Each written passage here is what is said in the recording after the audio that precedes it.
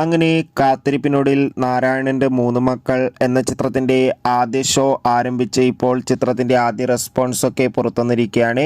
ആ ഒരു അപ്ഡേഷനാണ് ഇന്നൊരു വീഡിയോ ഭാഗത്ത്. വീഡിയോയിൽ മുൻപ് വീഡിയോ ലൈക്ക് ചെയ്യുക, ചാനൽ സബ്സ്ക്രൈബ് ചെയ്യാൻ വേണ്ടി ശ്രമിക്കുക. ജോജു, സുരാജ് എന്നൊക്കെ പ്രധാന കഥാപാത്രങ്ങളായി ഇന്ന് റിലീസിനെത്തിയ ചിത്രമായിരുന്നു നാരായണന്റെ മൂന്ന് മക്കൾ.